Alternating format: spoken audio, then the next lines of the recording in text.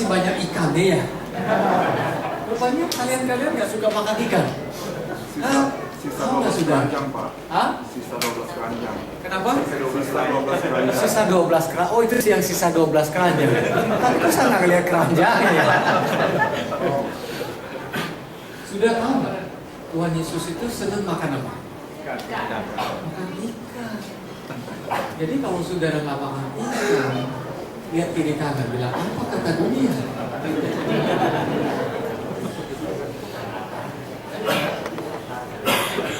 Sudah, hari ini saya ingin bawakan firman Tuhan mengenai doa. Kenapa saya bawakan firman Tuhan mengenai doa? Karena dalam beberapa bulan terakhir ini Tuhan bicara kepada saya tentang doa. Saya harus akui saya bukan orang yang jago berdoa. Walaupun dari sekitar saya dikelilingi oleh teman-teman yang luar biasa di dalam berdoa. Saya punya pendoa syafaat kalau berdoa berjam-jam. Tapi saya belakangan ini merasakan ada sesuatu yang lain yang Tuhan berikan dalam hidup saya. Dan saya ingin bagikan kepada saudara. Saya senang sama Tuhan Yesus. Tuhan Yesus itu kalau bagikan sesuatu itu bukan teori, tetapi pengalamannya dia. Pengalaman dia bersama dengan Bapaknya, jadi dia bagikan kepada orang lain. Dia bagikan kepada murid-muridnya. Dan saya berdoa setelah saudara pulang dari tempat ini, saudara akan mengalami pengalaman baru di dalam doa. Doa itu nggak gampang bagi banyak orang. Doa itu juga nggak gampang bagi banyak hamba Tuhan. Karena ada survei di Amerika, doa itu salah satu yang sulit. Tapi sebenarnya waktu kita mengerti pengertiannya, doa itu sebenarnya nggak susah. Doa itu gampang. Sebenarnya yang sulit itu adalah manusia yang persulit. Tuhan itu nggak pernah bikin sulit. Tuhan itu guru yang baik. Dia bukan profesor yang killer. Sudah tahu bedanya guru yang baik sama profesor yang killer? Profesor yang killer itu dia menjelaskan soal yang sederhana ABC dengan jelimet saudara, sehingga saudara pulang saudara pusing kepala. Tapi beda sama Tuhan Yesus. Tuhan Yesus itu menjelaskan dunia yang complicated, yang jelimet sekali, yang sophisticated, yang canggih, tetapi di dalam bahasa yang sederhana. Amin nggak saudara? Jadi itulah Tuhan Yesus. Jadi doa hari ini saya ingin perkenalkan kepada saudara sesuatu yang sederhana saudara. Wah, bisa bunyi ya? Bisa bunyi, luar biasa ya. Saya pakai ini. Udah ini ya, pokoknya udah dikopi. Benar. Ini lagunya Silent. Oh, udah nggak ada lagi. Ini berarti sebentar lagi jam selesai. Saudara perlu. Kalau nggak pakai ini aja, pakai next saja ya, manual ya.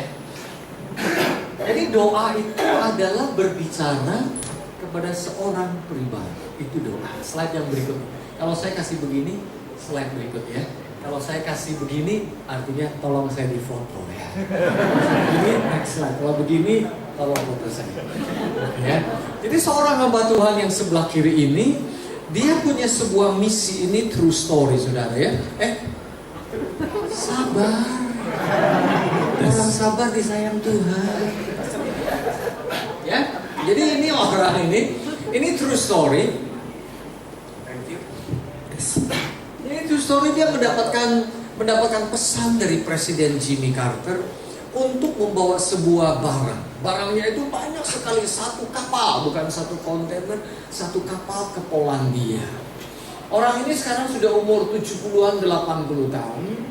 Dan sambil dia bercerita, dia bilang, kalau saudara berdoa, Tuhan pasti kasih kita. Dia cerita 5 menit, kemudian dia berhenti, dia bilang, kalau saudara berdoa, Tuhan kasih ide. Jadi yang dia ingin tekankan adalah bukan hebatnya ceritanya, tetapi yang dia ingin tekankan bagaimana Tuhan mendengar doa kita, bagaimana Tuhan bisa kasih ide dalam setiap kali kita berdoa.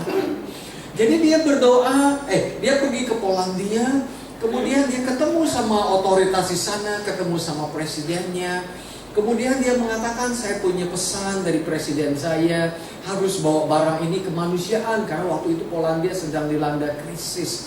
Mungkin krisis ekonomi, banyak orang kelaparan. Tapi pesan daripada presidennya adalah jangan berurusan dengan pemerintah. Kadang-kadang kalau berurusan sama pemerintah, barangnya nggak sampai di lapangan. Jadi harus langsung distribusi langsung. Tapi presiden dari Polandia bilang, tidak, kamu harus lewat saya. Kalau enggak, saya nggak bantu kamu. Biaya-biaya dan lain sebagainya nggak saya tanggung. Wah, dia bingung. Tidak sesuai dengan misi daripada presidennya. Apa yang terjadi, saudara? Akhirnya dia balik ke hotelnya. Dia tidak bertemu dengan apa yang dia inginkan. Kemudian dia balik ke hotelnya. Sementara itu dia tidak punya akses lain. Tetapi dia punya akses ke surga, saudara. Dia tidak punya akses di Polandia, orang-orang yang lain, tapi dia punya akses ke surga, akses ke Tuhannya. Jadi pulang ke hotel dia ngomong sama babenya. Dia ngomong sama Tuhannya, Tuhan begini. What is next, Tuhan? Apa yang saya perlu lakukan? Dan setiap kali 5 menit dia berhenti ngomong, dia cerita. Dia bilang, bantu saya membaca ketika ingat baik-baik itu, saudara. Jadi kalau sudah dengar cerita ini, jangan lihat, wow hebat itu orangnya, jangan. Karena tujuan orang ini cerita ini bukan supaya dia diagungkan, dia hebat, bukan. Dia mau kasih tahu saudara bahwa waktu saudara dan saya bertemu sama Bapak kita di surga, Bapak di surga itu akan kasih ide kepada saudara dan saya. Amin ya, saudara ya. Dan kemudian apa yang terjadi? Besoknya dia ketemu dengan seorang, apa ya kalau di Katolik itu kardinal. Dia ketemu sama kardinal, dia ceritakan apa yang dia inginkan, pesan dari presidennya, dan apa yang terjadi, disambut baik sama kardinalnya. Dan kardinalnya itu punya akses yang bagus, orang-orang lapangan yang luar biasa. Dan akhirnya kapal yang isi barang kemanusiaan itu dibongkar. Dan kurang lebih 2-3 bulan baru selesai bongkar. Saking banyaknya barang tersebut. Tapi yang penting adalah barang-barang itu sampai ke orang-orang yang membutuhkan. Saya sudah semangat, ya, ada tepuk tangan. Saudara, murid-muridnya juga perhatikan bahwa Yesus itu luar biasa, pelayanannya luar biasa, pelayanannya efektif, efisien, menyembuhkan orang yang sakit, orang lumpuh dipulihkan, Lazarus dibangkitkan, memberikan makan 5 roti 2 ikan sehingga terjadi sisa 1 bakul, tadi apa itu namanya, ikan di depan sana gitu ya. Jadi begitu luar biasanya pelayanan Tuhan Yesus, sehingga murid-muridnya pengen tahu rahasia Tuhan Yesus. Dan ini Yesus sendiri ngomong, aku tidak dapat berbuat apa-apa dari diriku sendiri. Berarti Tuhan Yesus di dalam hidupnya itu bergantung sama babenya di surga. Dia sendiri itu dia bilang gak bisa ngapa-ngapain. Berarti saudara dan saya ada kabar baik. Kalau saudara merasa gak bisa ngapa-ngapain, jangan khawatir. Tuhan Yesus juga gak bisa ngapa-ngapain. Tuhan Yesus itu hebat luar biasa karena dia bergantung sama babenya di surga. Jadi kalau saudara merasa tidak canggih, tidak hebat, gak usah khawatir. Saudara punya babe di surga, saudara bisa berkomunikasi sama dia, dan Tuhan bisa memberikan ide demi ide yang luar biasa. Amin gak saudara ya? Jadi setelah melihat Tuhan Yesus punya pelayanan yang luar biasa, efektif dan sebagainya, murid-muridnya juga orang pintar. Murid-muridnya lihat orang efektif, dia tanya sama orang efektif itu, ajarin dong kami berdoa. Menurut saudara Tuhan Yesus ngajarin nggak? Yes lah saudara, memang saya suka bertanya pertanyaan yang bodoh ya saudara ya. Pasti jawabannya yes saudara. Tadi saya bukan bertanya pertanyaan, saya pengen tahu apakah saudara kekenyangan atau tidak, sehingga tidak bisa mengeluarkan suara lagi. Yes ya saudara ya, katakan yes. Yes saudara. Jadi Tuhan Yesus mengajar murid-muridnya berdoa, dan ayatnya di mana saudara? Ayatnya di mana? Lukas 11 ayat 2. Kok saudara tahu Lukas 11 ayat 2? Saya belum selesai khotbah. Ini namanya murid yang pintar. Dia kan, kenapa dia bisa menjadi murid yang pintar? Karena apa? Bukan, karena ada guru yang saudara lanjutin sendiri lah ya. Bantu saya membaca 3, 2, 1. Lalu Yesus berkata kepada mereka, yes, bila kamu berdoa, katakan Bapa kami yang ada di dalam surga. Saya mau kupas ayat ini toh, saudara ya. Saya sudah ada 3 seri dalam Tuhan. Saya mau kupas yang nomor 1 dulu. Bapa kami yang ada di surga. Kita lihat slide yang berikutnya. Jadi saudara, saya sadar orang itu gak bisa berdoa. Kenapa? Karena orang itu konsis dengan kata-kata doa. Waktu disuruh berdoa, yang ada di dalam otak adalah bagaimana ya ngomong pertama kali. Nanti di tengah-tengahnya gimana ya? Atau nanti diakhiri dengan kata-kata seperti apa? Saya lihat banyak orang itu tidak berani berdoa karena mereka terlalu sadar dengan kata-kata apa yang harus dieja. Mereka berpikir mereka berdoa itu harus pakai bahasa Sanskerta atau pakai Indonesia, bahasa yang puitis sekali. Mereka berpikir kalau bahasa doanya pakai bahasa Ibrani langsung didengar oleh Tuhan. Jadi banyak orang itu tidak bisa berdoa karena pikir doa itu omong dengan kata-kata. Tapi waktu murid-muridnya Tuhan Yesus bertanya sama Yesus, ajarilah kami berdoa. Tuhan tidak mengajar murid-muridnya apa yang harus diomongin. Tetapi Tuhan Yesus introduce, memperkenalkan kepada siapa mereka berdoa. Jadi dengan kata lain Tuhan Yesus introduce His Father. Jadi saudara, kalau saudara berdoa, saudara perlu sadar, saudara akan ketemu dengan Bapa saudara dan Bapa saya yang sama dengan Bapanya Tuhan Yesus, saudara. Itu luar biasa sekali. Dengan kata lain, Tuhan Yesus ingin kasih tahu bahwa waktu saudara berdoa, saudara bertemu dengan seorang Bapa yang baik. Dia itu adalah Babe kamu. Dan kalau Babe kita di muka bumi ini begitu baiknya, apalagi Babe kita di surga. Saudara, Pak Kiki, saya sudah pernah kenalkan saya umur berapa nggak ya waktu Januari yang lalu? Belum ya, saya belum sempat kenalkan ya. Saya begini-begini itu sudah umur 35, saudara. Anak saya 2, nomor 1 23 tahun, nomor 2 21 tahun. Jadi kalau saudara hitung dengan matematik yang benar, umur saya tadi berapa? 35.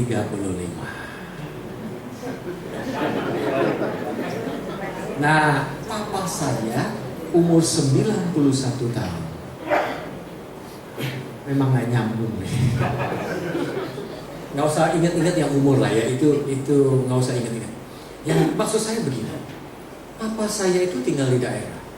Setiap kali dia datang ke Jakarta, papa saya itu selalu keluarin dompetnya, kasih saya 100.000. Saya ingin tanya sama saya, papa saya sudah pensiun, kayaan saya atau kayaan bapak saya? Siapa yang lebih kaya, saya atau babe saya? Kok babe? Benar juga ya, karena dia bisa memberi. Pasti kaya saya, karena papi saya sudah pensiun. Jadi semua harta warisannya udah dibagi kepada anak-anak. Jadi siapa yang lebih kaya? Anak-anaknya lebih kaya. Tapi lucu, setiap kali babe saya datang ke Jakarta, selalu dia keluarin uang 100.000, dia berkati saya. Padahal kayaan siapa? Kayaan anaknya daripada babenya. Nah, Tuhan Yesus ngomong bahwa babe kita di dunia ini, walaupun baik, itu sebenarnya terbatas kebaikannya. Apalagi Bapa kita yang di surga yang jauh lebih baik daripada Bapa kita yang ada di muka bumi ini. Jadi waktu saudara berdoa, saudara akan bertemu dengan seorang pribadi yang baik. Jadi mulai hari ini saudara tidak usah khawatir dengan doa yang harus panjang. Tidak. Malah saya anjurkan kalau doa saudara ya, Kecuali saudara pendoa syafaat. Kalau saudara orang awam nggak usah doa panjang-panjang. Apalagi waktu doa makan. Beneran serius. Ya, teman saya itu belajar. Saya itu berangkat sekolah sama-sama teman saya 5 orang. Cuma 1 yang Kristen gitu. Jadi waktu dia berdoanya karena kita nggak enak sama dia orangnya baik, dia menuntut kita cari sekolahnya dan lain sebagainya. Jadi kita diajak makan berdoa aja ya itu kita ikutin. Kalau dia berdoa itu lama sekali, kira-kira 5 menit untuk makan saudara. Jadi sekali kita tolerir, 2 kali kita tolerir, 3 kali kita tolerir. Akhirnya keempat kali waktu dia berdoa 5 menit dan tutup mata lagi saudara. Apa yang terjadi? Waktu dia buka mata ayam gorengnya hilang. Jadi mulai hari itu dia doa makan nggak pernah panjang-panjang saudara.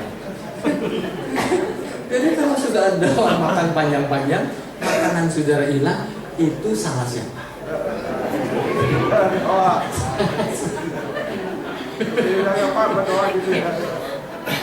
Lihat Bapak di saudara itu luar biasa. Lihat mukanya berseri-seri untuk saudara. Lihat dia ketemu sama anaknya, dia ngobrol sama anaknya. Lihat dia bersekutu dengan anaknya. Dengan kata lain waktu saudara berdoa, Tuhan ingin kasih tahu saudara. Saudara nggak sedang bertemu dengan bos. Saudara tidak bertemu dengan gubernur, saudara tidak bertemu dengan preman, saudara tidak bertemu dengan orang jahat, saudara bertemu dengan orang baik. Dan dia adalah orang tuamu sendiri. Jadi dia itu penuh kasih, dia itu baik, dia itu powerful, dia itu berkuasa. Itu yang ditekankan oleh Tuhan Yesus kepada murid-muridnya. Pada waktu murid-muridnya minta Tuhan Yesus ngajarkan mereka berdoa. Karena tidak tertutup kemungkinan di dalam benak kebanyakan orang, kalau bicara doa itu langsung kepikir kata-kata apa yang saya harus keluarkan supaya Tuhan saya diyakinkan bahwa saya serius di dalam doa ini. Padahal Tuhan Yesus memperkenalkan seorang pribadi yang luar biasa. Ngomong-ngomong yang papa saya itu saya gak pernah minta duit lagi sama dia. Tapi dia tetap kasih sama saya. Kemudian saya gak mau ambil, dia kasih sama istri saya. Istri saya gak mau ambil, dia kasih kepada anak-anak saya. Itulah hati seorang Bapa yang luar biasa. Amin gak saudara? Dan saudara perlu tahu Bapa di saudara di surga mengasihi saudara. Lihat kiri kanan saudara, bilang walaupun lu gak mengasihi saya, Bapa saya mengasihi saya.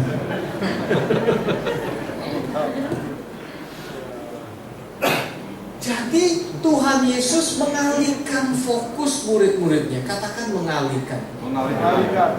Karena kalau ngomong doa itu yang kepikir sama kita itu adalah bahasa apa yang kita perlu katakan. Tuhan Yesus mengalihkan fokus murid-muridnya dari bagaimana berkata-kata di dalam doa kepada pribadi waktu kita berdoa kepada. Jadi kembali lagi kepada orang ini yang ditugaskan oleh presidennya. Pada waktu dia ketemu sama presiden Polandia dan tidak mendapatkan respon yang baik, dia pulang ke hotelnya, dia bicara sama bapaknya yang punya gelar presiden daripada segala presiden, raja daripada segala raja, tuan daripada segala tuan, raja dari alam semesta ini. Amin gak saudara? Luar biasa sekali. Jadi waktu saudara berdoa, Tuhan akan kasih saudara ide.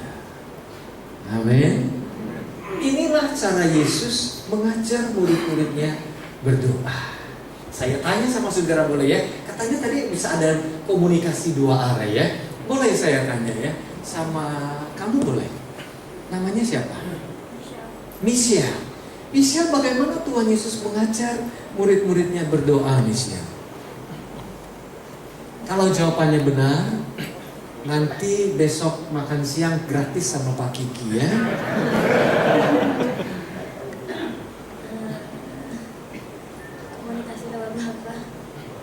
Bagus, langsung nangkep.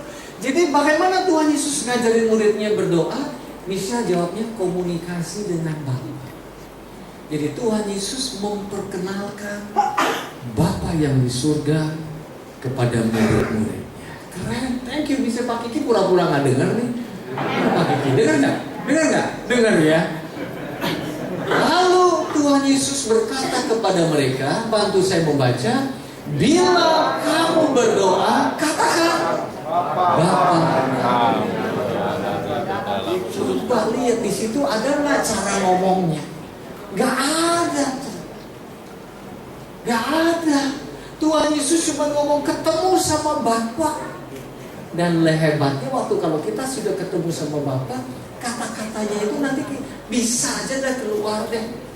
Bisa otomatis nanti bisa keluar. Pertanyaan saya, Bapak di surga itu baik gak sih saudara? Sangat baik. Sangat baik. Berikut ini saya punya gambar yang mengilustrasikan bahwa Bapak di surga itu begitu baik. Ini terjadi kejadian di saudara sepupu dari jemaat saya. Berapa bulan yang lalu di Bogor atau di Puncak ada hotel yang longsor. Jam 10 malam dia masuk hotel, jam 12 mati lampu, kemudian longsor. Dia bawa keluarganya, anak-anaknya, istri dan anak-anaknya. Pada waktu longsor, bapak ini menahan longsorannya demi anaknya yang sedang tidur. Akibatnya bapak ini meninggal dunia. Ada di news. Saudara, si bapak ini berkorban untuk anak. Bapak ini bisa aja melarikan diri, bisa aja dia menyelamatkan diri, bisa aja diambil langkah 1000 dan meninggalkan anak-anaknya. Tapi bapak ini memilih untuk mati karena dia tahu ajalnya pasti akan. Dia memilih mati untuk anak-anak. Nah, kalau orang dunia, maksudnya bukan orang ini, anak Tuhan. Orang yang hidup di dunia ini tahu bagaimana memproteksi, tahu bagaimana untuk proteksi itu apa ya? Melindungi anak-anaknya. Apalagi Bapa kita di surga, dia pasti menjaga hidup saudara dan saya. Kasih tahu kiri kanan saudara, katakan, mana mungkin sih babe kamu tidak menjaga kamu? Makanya kita suka ngobrolin Bapa surga. Jadi bicara doa, banyak orang berpikir mereka bukan ahlinya. Kamu doa ya, jangan payah pastor, jangan. Kamu deh, jangan saya, jangan. Kamu aja deh, jangan. Benar nggak saudara? Benar. Kenapa sih jangan sih?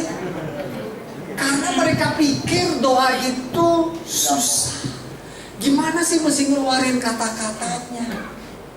Makanya jangan saya, dia aja. Soalnya dia udah kenal Tuhan 5 tahun. Saya baru 1 tahun.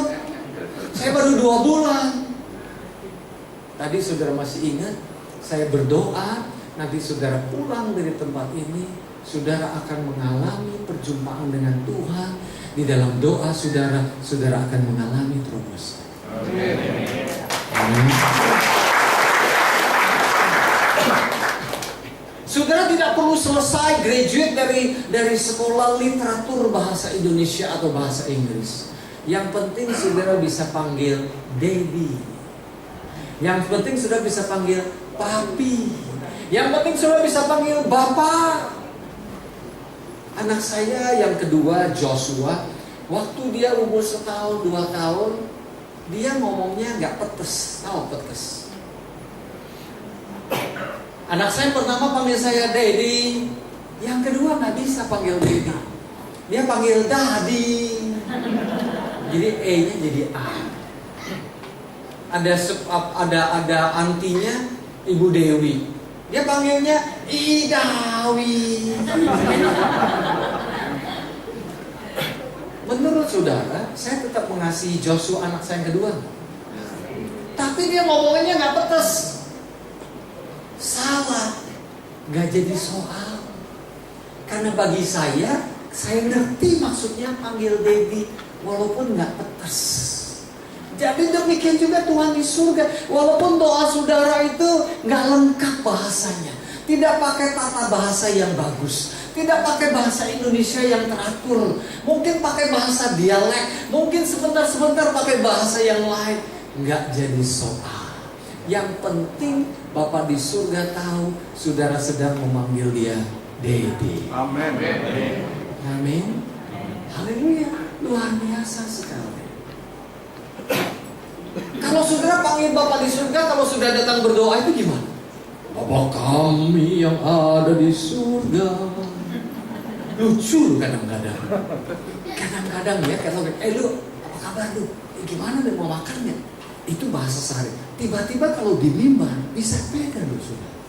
Bapa kami yang ada di surga, hari ini kami datang kepada Tuhan. Heran loh saudara.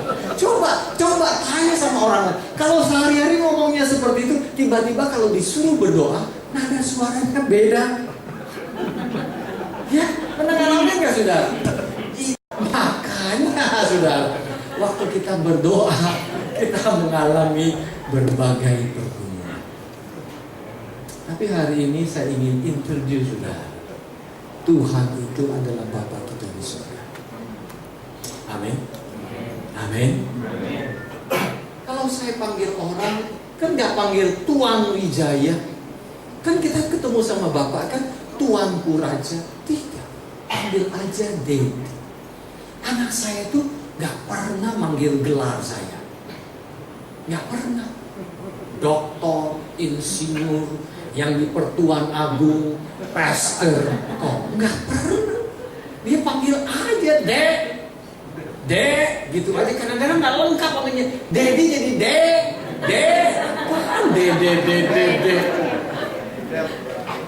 Tapi suara walaupun cuma Dek, itu rasanya merdu sekali buat saya. Cerita lain ya. Istri saya namanya Nancy. Dia umur, ya nggak usah ngomong umur lah ya. Dia itu nggak bisa bahasa orang tua saya. Orang tua saya itu bahasa daerah. Jadi Nancy itu nggak bisa. Tetapi kalau dia ketemu sama orang tua saya, dia bisa senyum. Dia bisa bilang, Pak, Ma, dia bisa peluk. Dan istri saya, walaupun ngomong sama orang tua saya kadang-kadang gak nyambung, tapi istri saya itu adalah salah satu mantu yang terdekat dengan papa mama saya.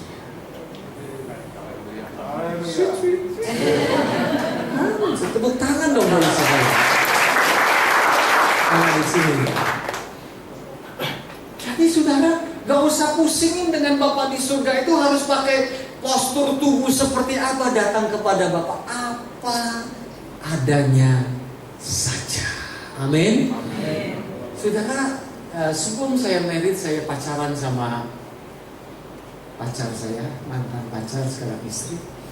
Waktu saya ngomong-ngomong yang namanya Nancy, saya gak pernah ngomong loh, Ibu Nancy mau makan apa. Itu mah gak pacaran namanya. Masa panggil Ibu Nancy mau makan apa? Panggilnya apa saudara? Coba panggilnya apa? Ya. Luar biasa. Ya, panggilnya apa adanya. Ya nggak pakai tuan, ibu, bapak. Apa adanya. Misalnya yang dia pacarin itu bosnya misalnya. Ya. Kira-kira kalau lagi pacaran, kalau di kantor kan panggil Pak Wijaya. Ya, misalnya nih, misal ya.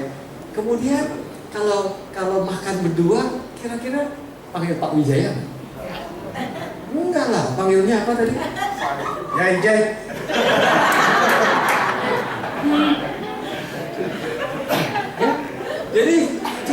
Jadi nggak juga satu lagi. Kalau doa itu nggak harus mengeluarkan kata-kata yang baik. Saya kalau sama istri dulu pacaran itu ya, kadang-kadang kehabisan kata loh. Udah yang, udah ying, udah yong, udah say, udah say, habis lah. Udah honey, udah darling, udah darling gitu ya. Udah habis ngomongannya. Ngomong ini, ngomong itu kan bisa habis juga perkataannya. Nah pada saat habis, gimana Bapak waktu pacaran? Ya, namanya ya. Artinya apa? Cukup pandang-pandangan, lihat-lihatan. Iya enggak? Rasanya seneng enggak? Puas enggak rasanya? Puas. Enggak usah ngomong. Udah puas pandang-pandangan. Demikian juga sama Bapak kita di surga. Kalau berdoa tuh siapa bilang harus pakai suara yang banyak? Siapa bilang harus pakai kata yang panjang? Cukup saudara ketemu sama Tuhan. Saudara diam di dalam hadiratnya, menikmati kasihnya, menikmati hadiratnya. Amin, saudara. Ada seorang hamba Tuhan yang dipakai Tuhan luar biasa di dalam doa, dan ada orang tanya sama dia, "Sir, can you teach me how to pray?" "Oh, kamu mau saya ajarin berdoa?" "Boleh." Kemudian orang itu diajak ke kamar berdoa. Di dalam kamar berdoa itu dia berlutut. Dan temannya yang lain yang minta diajarin juga ikut berlutut. Kemudian 5 menit gak ada suara. Kemudian 5 menit berikutnya lagi gak ada suara. Kemudian menit yang ke-11 orang itu bilang, "Oh Bapak, oh Father." Kemudian diam lagi 5 menit. Jadi dia bingung. Dia buka matanya lagi ngapain? Jangan-jangan lagi ketiduran. Saya lupa nama hamba Tuhan, luar biasa. Jadi dia berdoa 5 menit, 10 menit diam, kemudian dia sebut, "Oh Bapak, oh Bapak." Diam lagi 5 menit, ngomong lagi, "Oh Bapak." Jadi sudah tahu kan bagaimana berdoa? Kalau berdoa di kamar sendiri, apa yang sudah lakukan? Diam 10 menit, habis itu ngomong, "Oh Bapak." Pintar saudara.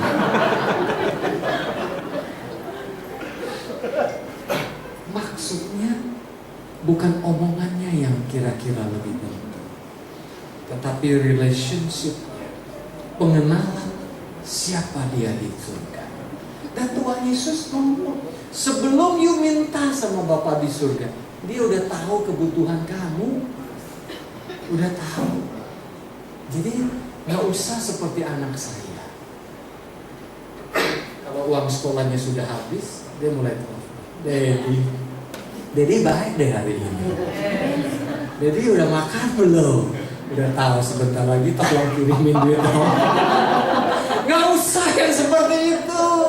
Sama Bapak kita di surga apa adanya. Amin saudara ya. Haleluya. Saudara, anak-anak kecil juga kadang-kadang sulit berdoa. Karena dari kecil udah diajarin kalau berdoa tutup mata, lipat tangan. Itu yang diajarin oleh guru-guru sekolah minggu. Saya berdoa jangan begitu lagi deh ya. Perkara mau tutup mata boleh, mau lipat tangan boleh, tapi jangan jadikan itu liturgi, sehingga anak-anak itu nggak bisa berdoa. Ya, dia pikir berdoa itu harus lipat tangan. Akibatnya anjingnya juga ikut-ikutan pintar berdoa.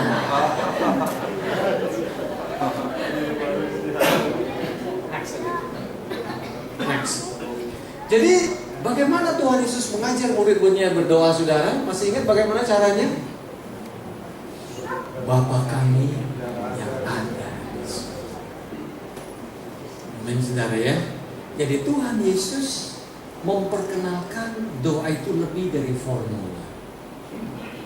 Lebih dari formula. Formula itu terbatas sekali, saudara. Tapi pribadi itu tidak terbatas. Sudah pulang ke rumah, nggak usah ingat formula, karena besok juga udah lupa formulanya. Yang penting sudah ingat siapa dia, kepada siapa saudara berdoa. Amin. Saya punya seorang teman.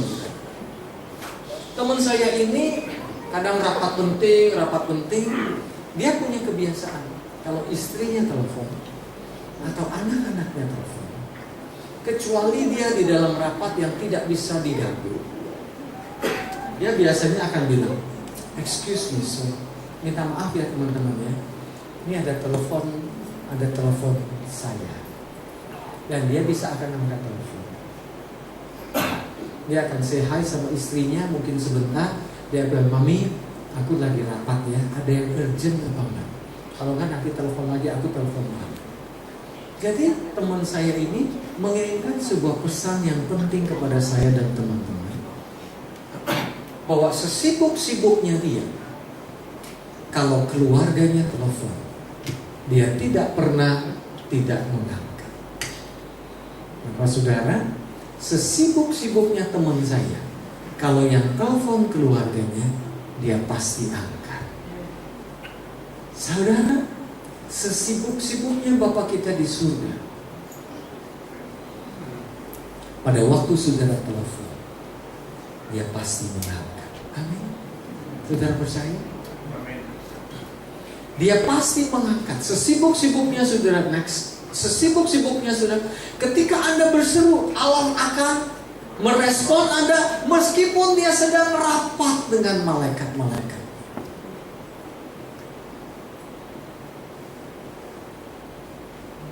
Maksudku, di surga, Bapak di surga ada rapatnya. Mana ayatnya? Enggak, inilah cuman ilustrasi saja.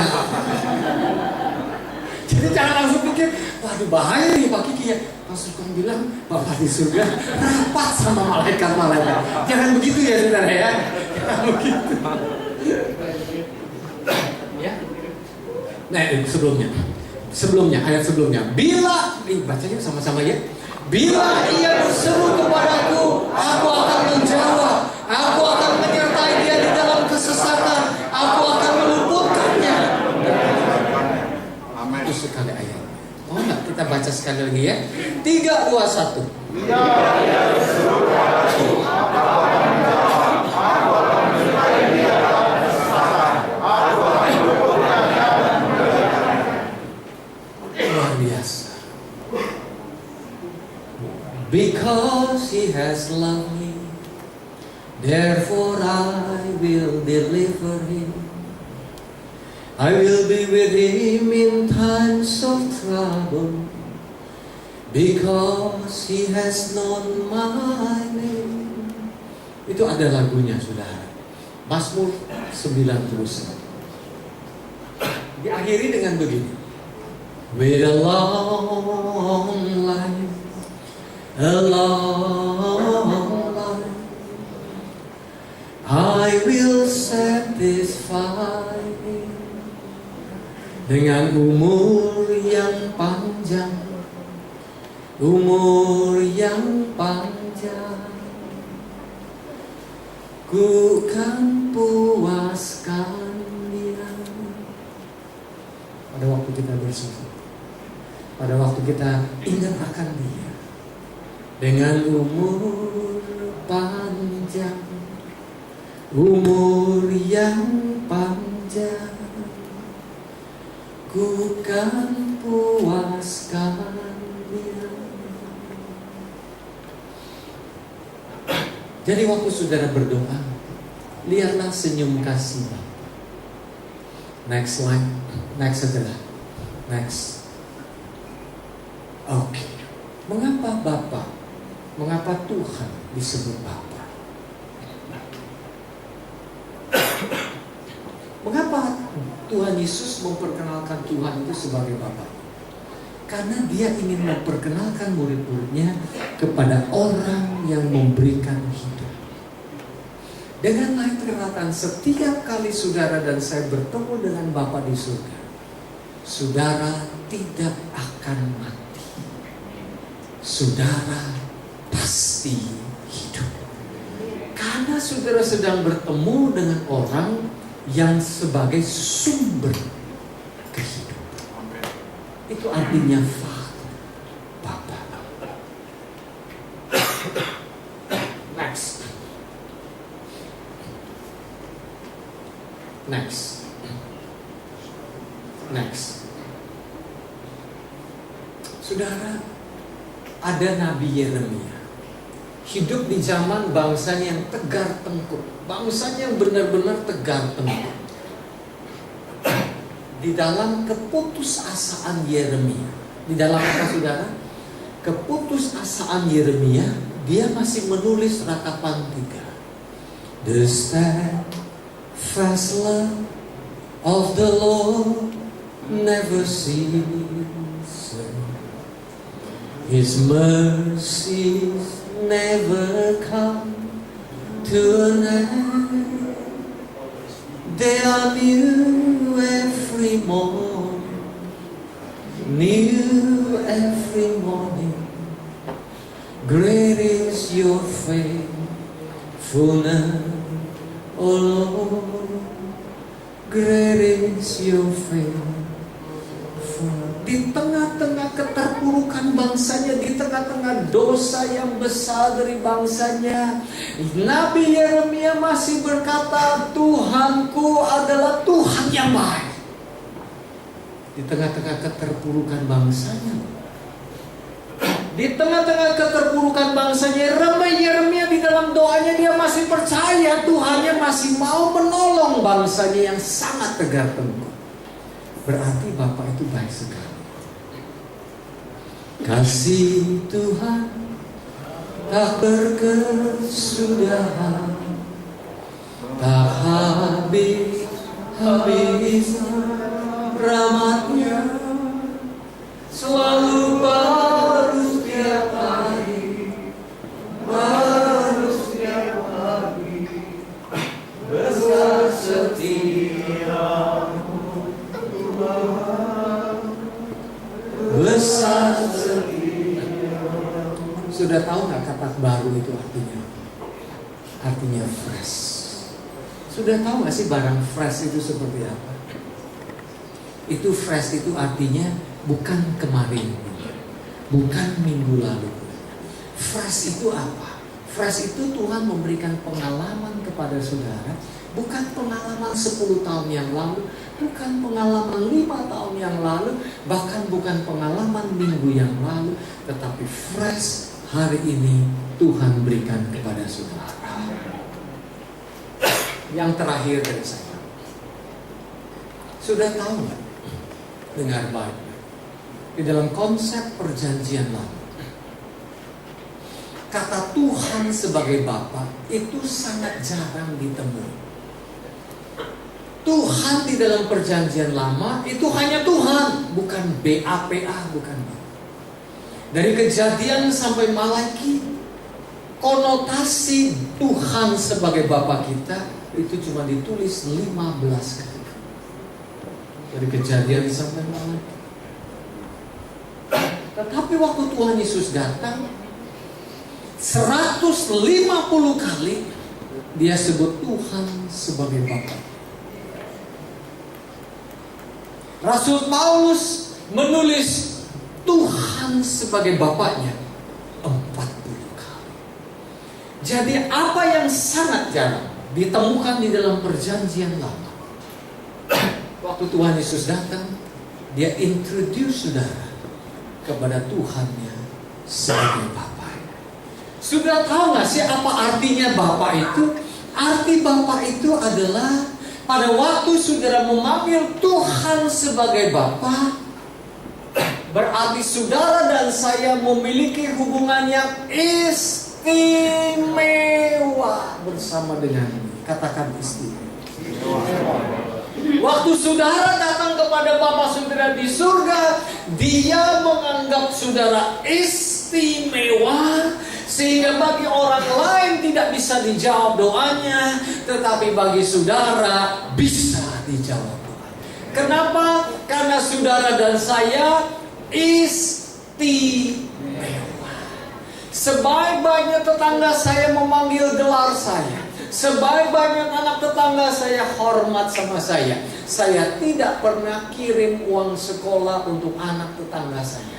Seburuk-buruknya anak saya telepon saya. Dia telepon saya pada waktu dia mau cari duit. Dia telepon saya kalau dia lagi perlu saya. Seburuk-buruknya dia demikian, saya tetap kirim duit buat anak saya. Why? Because he is special. Amen.